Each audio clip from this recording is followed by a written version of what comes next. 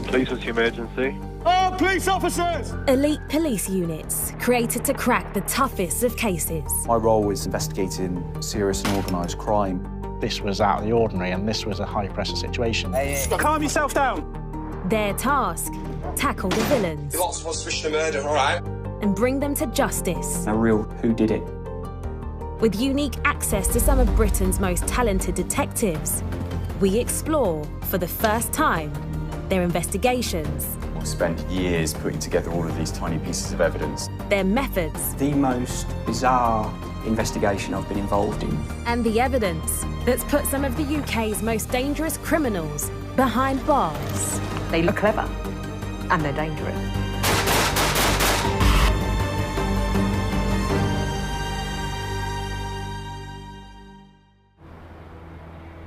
Murder is one of the most savage crimes possible. The injuries are some of the most brutal injuries I have ever come across in my service as a police officer. There is 164 impact points on Michael's body. And for detectives across the UK, investigating such killings are always a challenge. Are you dead? No comment for the third time. Finding evidence that proves beyond reasonable doubt a suspect is guilty is sometimes no easy task. That's not good. You're meant to be a detective.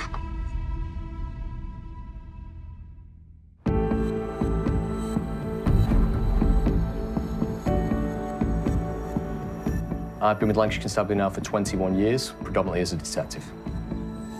Lancashire's a lovely place to be, lots of things going on.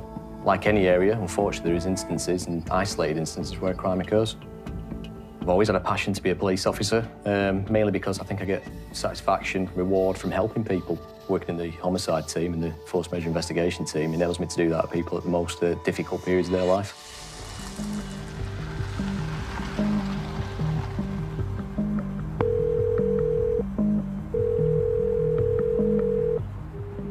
Police, what's your emergency? At 12:54 p.m. on the 8th of November 2021, emergency services get a call. A man named Michael Brierley has been found dead at his home in Nelson, Lancashire. The call came in from Michael's partner. She'd reported that Michael had been to the public house the night previously. She had told us that whilst at the pub, Michael had been assaulted, made his way home, got home and collapsed, and she'd found him in the morning. The major investigations team immediately go to the scene. I arrived in partnership with the crime scene manager, Gemma Cropper, who's experienced in dealing with similar offences previously. One of the first things that we do when we arrive at scene is to photograph the scene extensively. So that's just to try and capture everything before anything's been moved. So that would involve going into a room and literally a term called quartering. We'd quarter each room and photograph extensively. So that would form our general shots. As the CSI team methodically work their way through the property, DCI Davies evaluates the scene. Going into any crime scene, for me, I have a job to do. My objective is to make sure that I can understand and interpret that crime scene in the most effective way possible in order to get justice and understand exactly what's happened and what the circumstances have occurred. It was quite clear early on there was only one way in and one way out of that address. Equally, when I entered the address, Michael was still present. He was laid prone between the bathroom and the hallway. Straight away, it struck me the injuries that Michael had to his face. He had clear injuries to his legs, and it was quite clear to me that he had been the victim of an assault. There was blood in numerous areas of the premises, albeit some of those didn't look to be fresh. Some of it looked like it potentially been cleaned. Identifying a suspect and finding evidence fast is key. So the golden hour, as investigators call it, when evidential materials are unspoilt and available at the crime scene, is crucial. DCI Davies puts a plan into place immediately. So the way we approach this type of investigation is to set clear strategies. We'll look at it from numerous different perspectives. We'll look at it through CCTV to track people's movements. We'll look at witness accounts, digital, forensic, every possible element of an investigation. We will start to look to unlift every stone we possibly can. As soon as officers and first responders arrive, the scene is sealed for forensic recovery. Forensic recovery takes precedence over the search because you can't compromise one over the other. What we then had to do was conclude our forensic search of Michael's home address. In the meantime, a team of detectives collect available CCTV, and they begin door-to-door inquiries with neighbours and pubs in the area. But for the crime scene manager, Gemma, something doesn't add up. So from the information that was being fed to me initially from one of the other witnesses within the scene was that a fight had occurred elsewhere. The scene wasn't presenting in that way. So where the deceased lay, there was just a sort of contact blood and just blood pooling on the floor. However, the further into the property that you got, you could see that there was evidence of airborne blood, which would suggest that there'd been attack site had happened at that scene. It means Michael may have been attacked at home rather than in the pub, as suggested initially by his partner. Gemma realises they need a blood pattern analyst. So that would involve asking a BPA to come to scene and help assist with regards to interpretation of the blood that was throughout the scene, being able to comment on attack sites, if there'd been any evidence of clean-up. Blood pattern analyst Brian Hignett arrives at the murder scene. First thing we saw was the body of Michael. He was laid in the hallway on his back. He'd obviously suffered significant head injuries and leg injuries.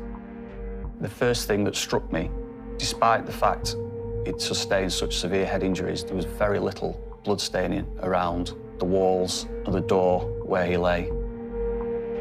If Gemma and Brian are right, the pub assault story can't be true. The evidence suggests Michael was attacked at home, so detectives suspect they're dealing with murder.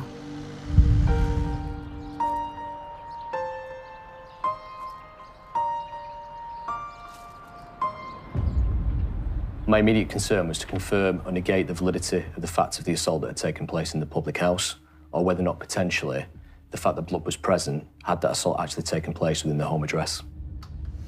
To start the process, DCI Davies pulls together a large team of detectives to begin door-to-door inquiries. Over 50 police start asking neighbours what they know and questioning landlords in local pubs. The neighbours indicated both Michael and his partner had been physically abused for some period of time, unbeknown to the police. Neighbours even named the individual who was allegedly abusing Michael and his partner in an illegal practice called cuckooing. Cuckooing is a form of crime in which vulnerable people are targeted in order to almost take over their whole life, take over them financially and take over them physically in terms of everything they do, usually in order to facilitate drug usage or dealing of drugs. Cuckooing is a nationwide problem and is often connected to the County Lion's drug trade. 1 in 8 Britons have seen signs of it where they live.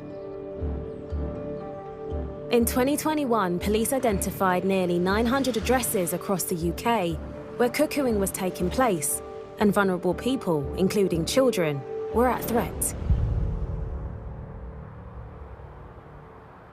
Officers learn that both Michael, known as Amos, and his partner are vulnerable and sadly easy targets. It's quite clear that Michael was a loved individual, loved by everybody around him. He was a kind individual, he was a caring individual, and he's an individual that certainly did not deserve to have this happen to him. And all I want to do is to obtain justice. Later that day, the huge team of officers scouring the neighbourhood get a break. Some CCTV from a residential security camera shows Michael with the man neighbours claim was cuckooing him and his partner.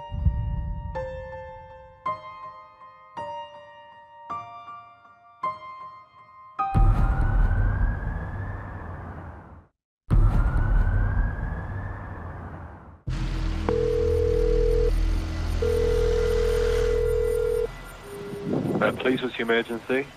Lancashire's major investigation team are probing into the potential murder of 48-year-old Michael Brierley from Nelson, Lancashire. When we get to the scene, we treat it like reconstructing a jigsaw puzzle. Most pieces of the jigsaw are there. Connecting a suspect to the crime is always the most difficult task for detectives. And at the scene, forensic scientist and blood pattern analyst Brian Hignett is looking to do just that. It's our job to go around to find blood patterning, to examine them, to see exactly what they mean, to build a picture, put those pieces back together. What has happened? Where has it happened? Who's done this? Brian's task is not easy. At first glance, the scene is not clear-cut. In 30 years, I don't think I can ever recall ever seeing injuries that severe being inflicted by somebody being assaulted. They appeared to be more akin to somebody who's been involved in a road traffic accident. It was clear he couldn't have walked with those injuries. So part of the jigsaw puzzle for us was how has he received those injuries and where has he received those injuries? At this stage, police still aren't sure how or where Michael died exactly. It's a methodical, painstaking process. We systematically work our way through the address. We look at all areas, trying to identify any blood. Is there any blood patterning? Is that blood patterning telling us anything of what happened in the events leading up to Michael sustaining his injuries and subsequently losing his life? Exploring the detail of the scene soon reveals something of significance. There was very little blood in the hallway where Michael lay, but when we went into the lounge, we then found significant amounts of blood staining and blood patterning. In particular, there was a single-seater sofa in the lounge. The seat back and the seat base were heavily blood-stained, so much so that some of that blood had actually run down the front of the sofa and had pooled on the floor underneath. Behind the sofa and on the wall, there was blood patterning, what we termed impact blood spatter. It's this blood spatter which answered the question of where Michael had been assaulted. He'd been assaulted, sat in that single-seater armchair. This discovery appears to confirm police suspicions. Michael had been brutally murdered in his own home. Blood pattern analysis and intel from door-to-door inquiries turn the case into a murder investigation. And Lancashire Police now launch Operation Flaxen.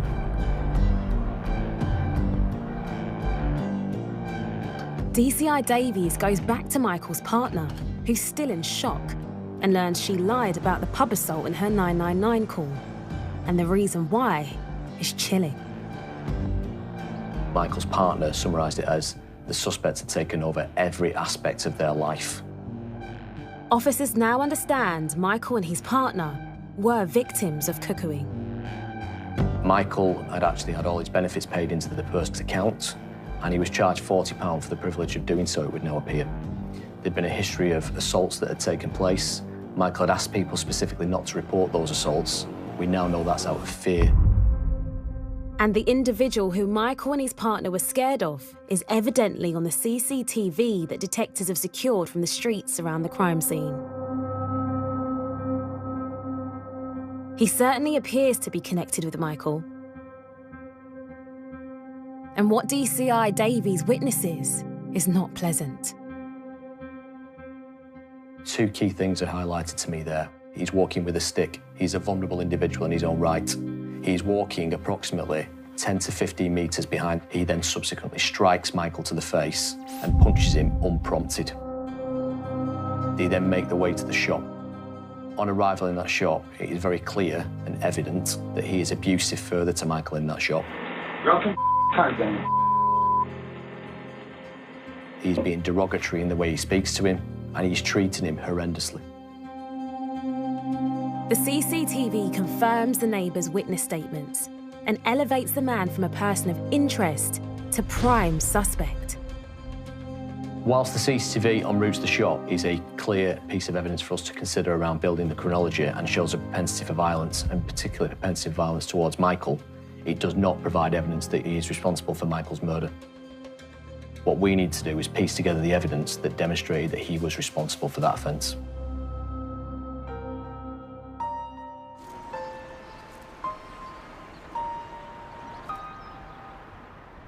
DCI Davies' major investigation team is now nearly 60 people strong.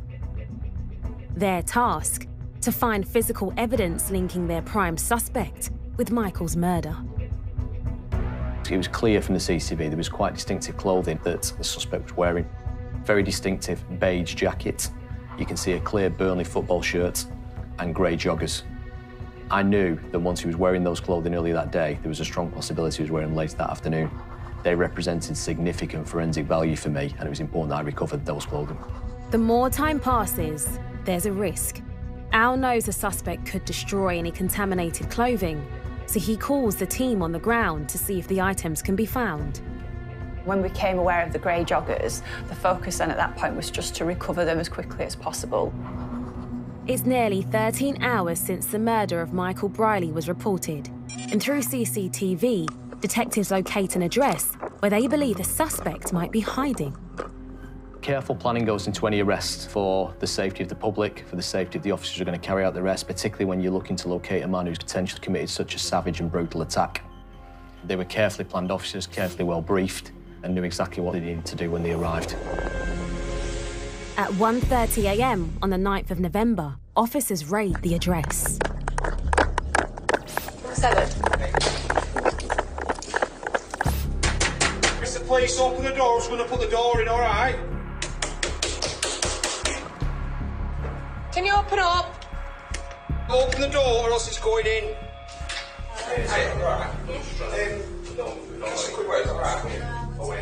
Who's the guy in here with you now? Please, I saw a guy in here with you. He's got food in here now. When we arrived and entered the address, What's your name, Paul?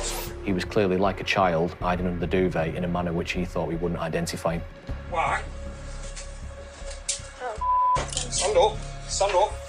Put your hands behind your back. Put your hands behind your back.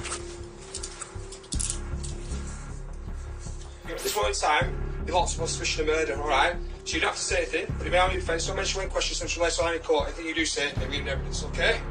The fact we were able to identify and arrest the suspect swiftly within that first 12 hours maximised our forensic opportunities. Him as a scene could enable us to get forensic evidence for him as an individual. With the cuckoo suspect now in custody, DCI Al Davies and his team have an initial 24 hours to unearth enough evidence to charge him with Michael's murder. He came across to me as an individual as arrogant, as cocky, which was completely indicative, I think, of someone who's prepared to cocky with other people.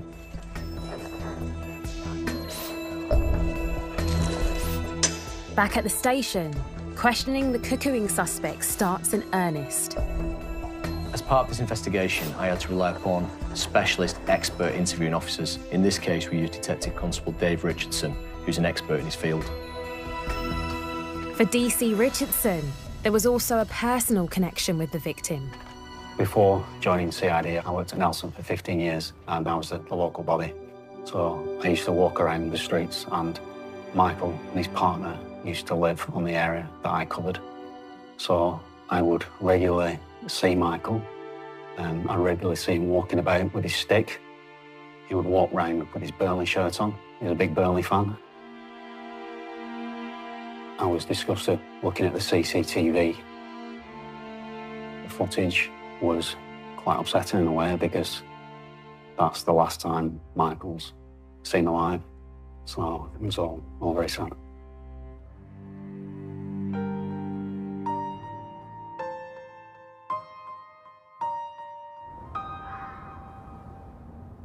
It's now 10 to 7 in the evening, and there's only 6 hours left of the initial 24.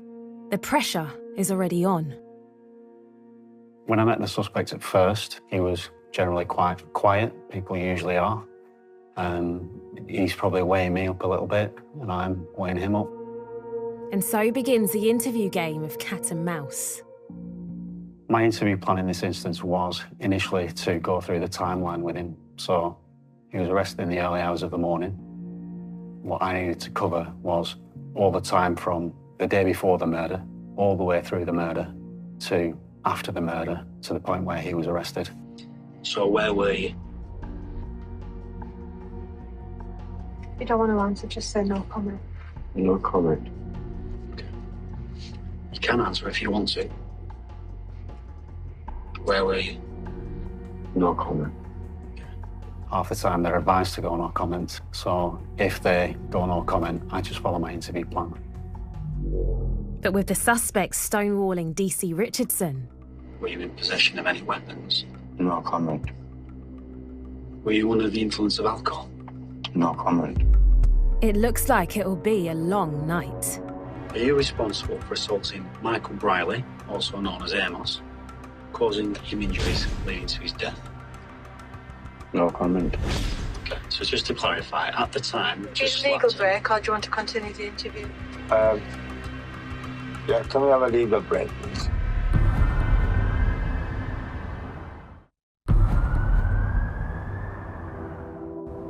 Lancashire police have tracked down and arrested a person they suspect of the brutal murder of Michael Brierley. Frustratingly, he's refusing to cooperate in questioning. No comment. After securing CCTV from neighbouring houses and then wading through hours of footage, investigators find a tantalising clue. The suspect appears to be leaving Michael's house at 12:43 on the day of the murder. I think the timing is important there in terms of where the suspect had left. It's only 2 minutes after call is made to the ambulance. It placed him immediately in the area prior to the offence. It means the cuckoo suspect was present when Michael's partner called 999. And if he was the killer, she would have seen her partner, Michael, savagely murdered in front of her eyes. It's a chilling thought and helps explain why she claimed his injuries were from the pub assault.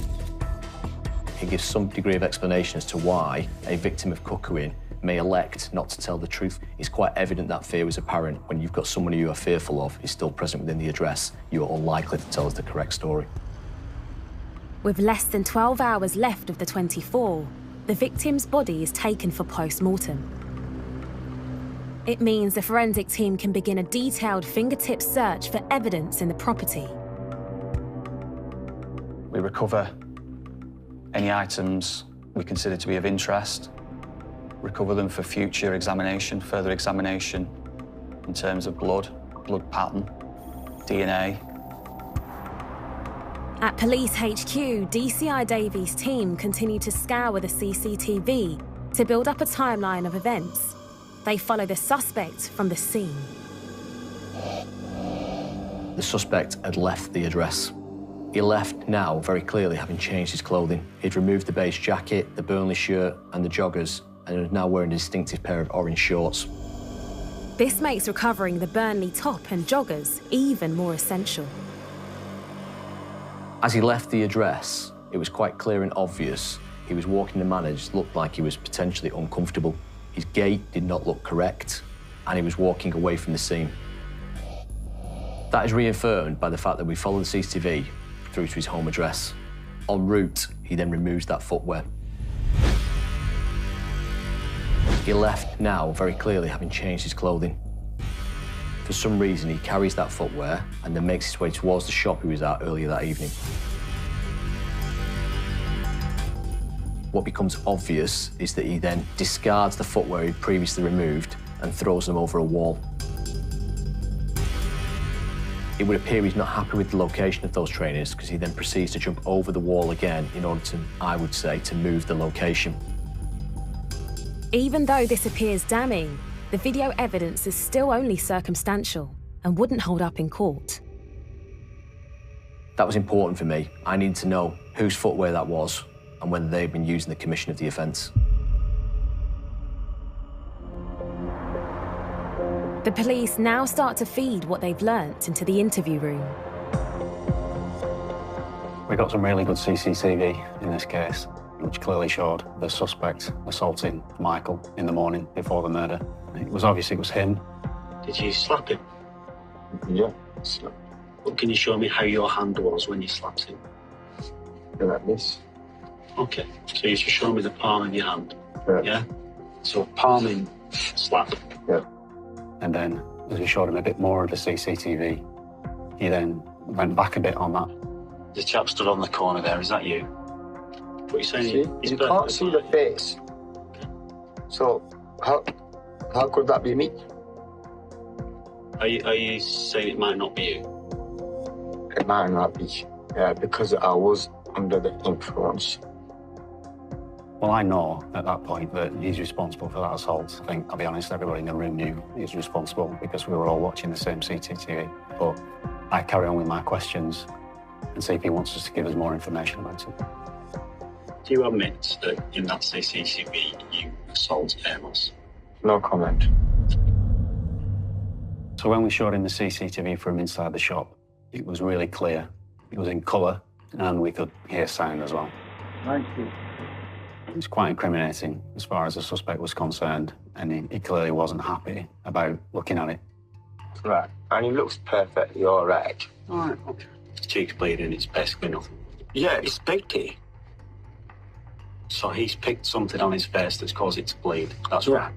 It's not a result of you punching him in the face. I've not punched him, like I said. Drop him out then. Did you hear that? Well, I can't. No comment. Okay. The CCTV, it wasn't good for him because it didn't show him in a good light. So at the moment, I've just asked you about the assault that we believe you've done against Amos. And I've just said no comment. Okay, I'm just telling you what's going on.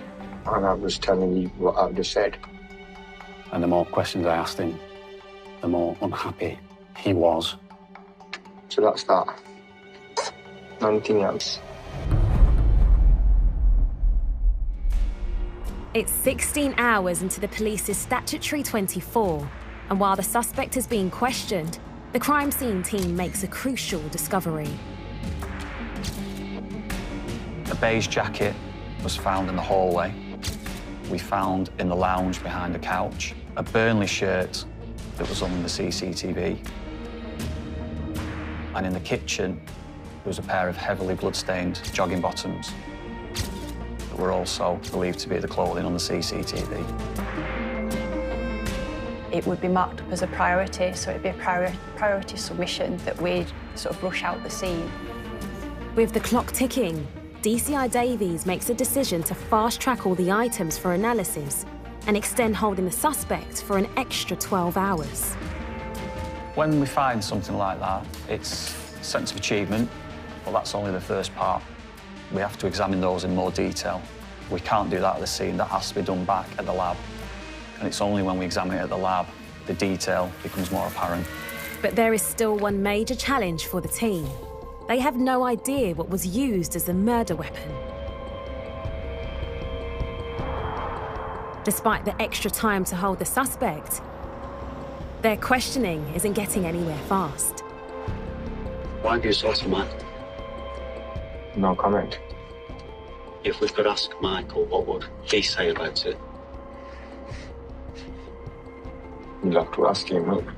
I was disgusted when he said it. And I think you can probably tell in my voice the way I reply. Well, I can't ask him, can I? Because he's dead.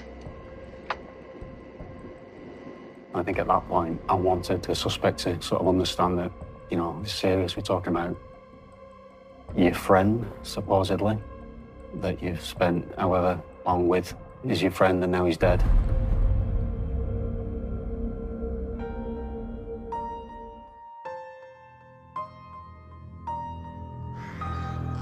Everything now relies on getting a positive ID result from the forensics.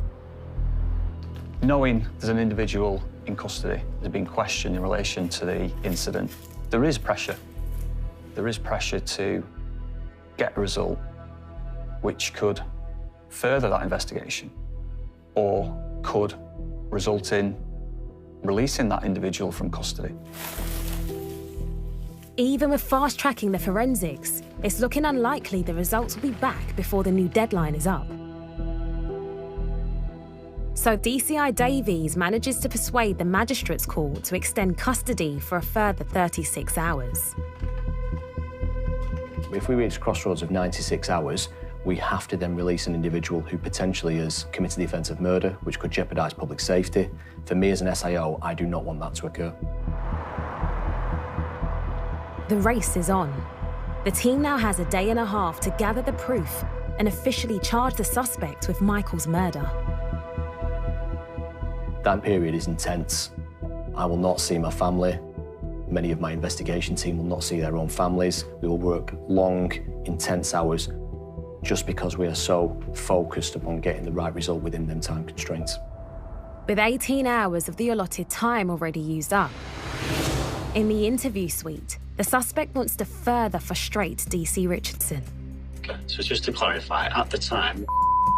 Is legal break, or do you want to continue the interview? Yeah, can we have a little break? Certainly.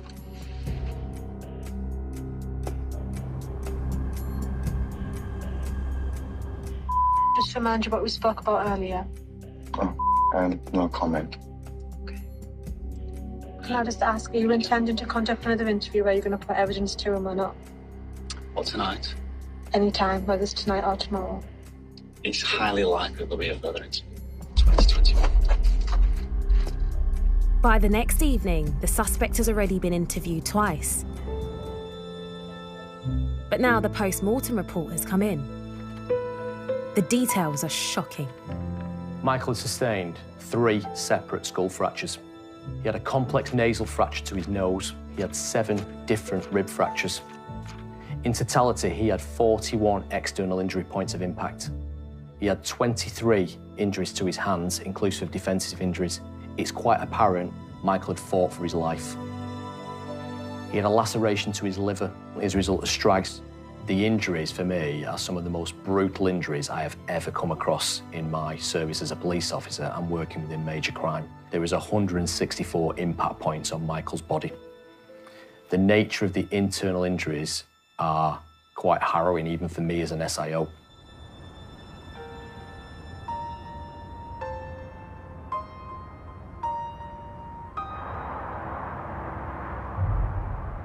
Although the suspect hasn't been cooperating, it's clear a further round of questioning starts to wear him down.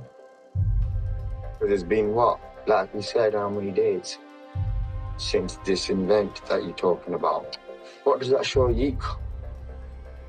Show me anything. Isn't it surely the police are doing a very excellent job? The suspect in the interview, his body language showed me a few times. There are a few telltale signs when you interview people. There's one, the leg shake. That happens quite a lot, where as soon as you start asking a difficult question, at that point, someone who's been perfectly still, the leg will start to go up and down, and they can't help it. It just happens. So that's a good sign for me. So I think, right, okay, I'm getting somewhere here. The trainers now become the focus of DC Richardson's questions. So, what could be a pair of trainers, black trainers? Do you know anything about those? Could they be your black trainers? No comment. And why are you going into the back garden? For a slash. A slash. Okay. To urinate for a wee, is that what you mean? Yeah. Okay. You climb back over the garden wall at 26. Yeah. So you're outside for 6 seconds. Yeah. You've had a wee in that 6 seconds. Mm. If you now decide you want to keep them, or do you think I need to hide them better? Why would I want to do that? Change my mind. I mean, I'm not doing anything anyway. And while the suspect is denying everything, miles across town, a police search team is hunting.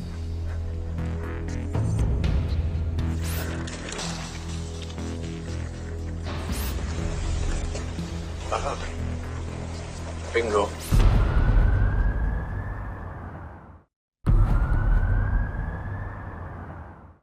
Lancashire police are in a race against time.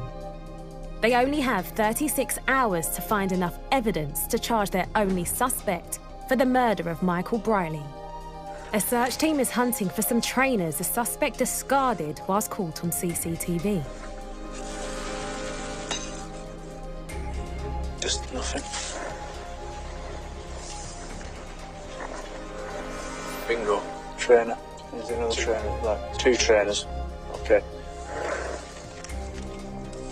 The trainers are swiftly sent for forensic analysis. In the interview suite, the suspect has no idea his hidden trainers have been recovered and is increasingly unhelpful. Are you deaf? Can you reverse it and play it again? Why are you spinning things for? No comment for the 3rd time. You're asking me the same question. That's right.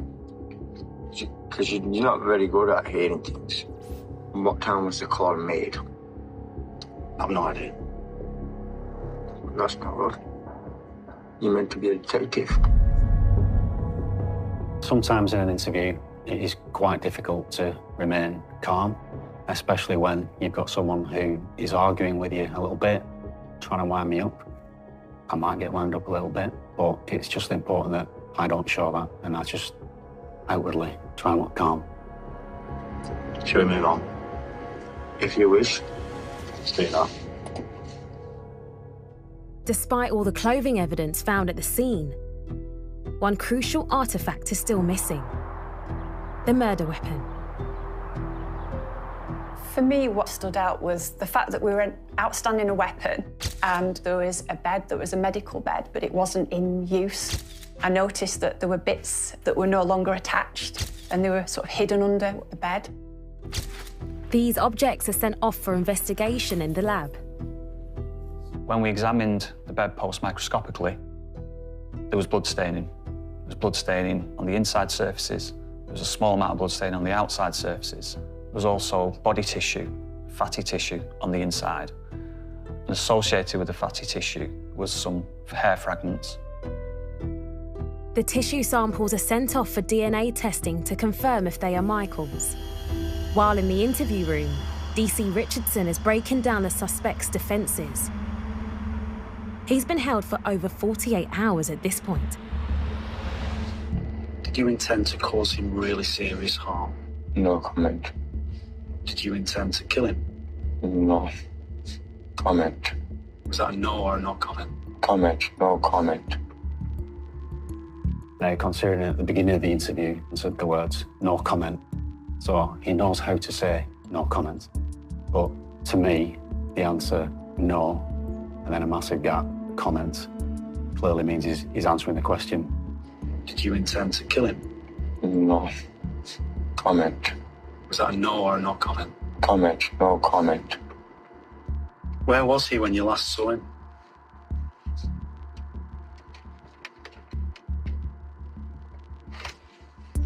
No comment. With it getting close to the wire, it will soon be time when police have to either charge or release the suspect. And the evidence is stacking up. We found blood matching Michael on the beige jacket, on the Burnley shirt, and on the jogging bottoms. It's a start. The trainers have also tested positive for Michael's blood. The CCTV demonstrates we can attribute those trainers to him, as that enables us to link those trainers to the commission of the offence. But it still isn't sufficient to convince the Crown Prosecution Service to charge him. What's needed is his DNA profile on the clothing.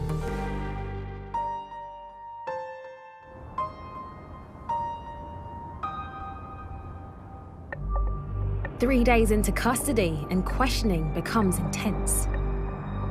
He's got some horrific injuries. I know. So how have they been caused? I don't know.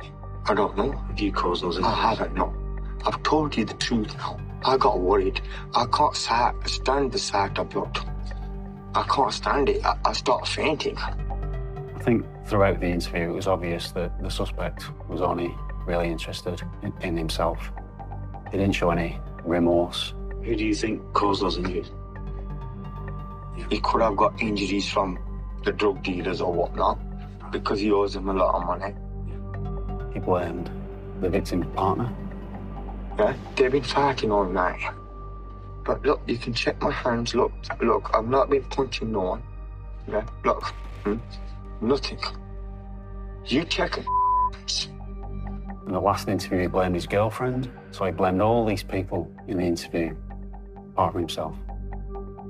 With the clock running down, the suspect has been in custody for 80 of the allotted 96 hours. Finally, the proof they all need eventually arrives.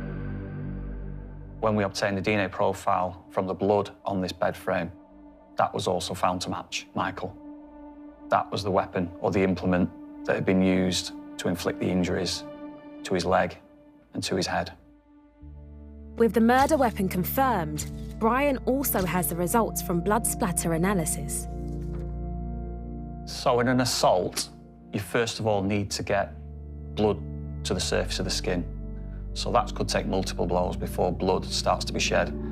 It's only once the blood has started to flow and is free flowing, and it's only then once subsequent blows are inflicted into that blood, that's when you get blood spatter. It's the force of the impact into that wet blood that produces the blood spatter, which will deposit itself on an item of clothing or a weapon. The importance of the airborne blood is that it demonstrates that the suspect was either in close proximity at the time the offence took place, or he is responsible for that offence. The presence of blood spatter on the clothing shows that force has been used against Michael Brierley. It's the news they've been hoping for, to bring the killer to justice. But the police still need to prove beyond reasonable doubt that the suspect had been wearing the clothing at the time of the killing. We took samples from the cuffs of the grey jacket, and we took samples from the cuff of the Burnley shirt. Those DNA results came back, and the DNA of the suspect was contained within those profiles. It's the final piece of the puzzle. Finding the suspect's DNA on clothing covered in Michael's splattered blood is incontrovertible proof he is the killer. On the 12th of November, 4 days after Michael Brierley's death, the suspect, Naeem Mustafa, is charged with murder, a result for the major investigation team. The fact that we're able to charge the suspect within the 96 hours available to us demonstrated the extraordinary effort of the officers, the dedication, the commitment each and every one of them committed to this investigation. This is actually why we do what we do. This is what we always strive to achieve. We want to ensure the family and Michael, the person responsible for this offence, is brought to justice.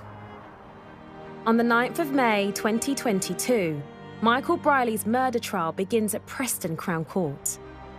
I think it is awful that an individual would put a family through a trial after the offence they've committed when there was such overwhelming evidence of guilt.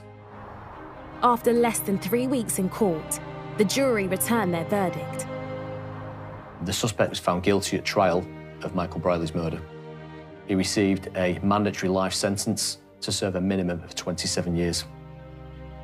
I would describe this offence as a cowardly act on vulnerable people, a disgusting, a despicable act, something that I would not expect anybody to have to endure. This case will always stay with me. It's a case that I will always remember the time I've entered that address to see poor Michael lay out on that floor. The result achieves justice for Michael and his family, but the fact remains that across the UK, more and more vulnerable people are becoming victims of cuckooing. The term cuckooing and the fact that cuckooing occurs is becoming more and more recognised now around the country. It does happen. What I'd be keen to do is make sure, and this is one of the things the family are keen to do, is make sure we can try and prevent other people being victims of cuckooing or something that it leads to, as in this case, the most tragic of outcomes. So if people know of anything, I can only ever appeal to them to come forward, share that information. We will always respond to it.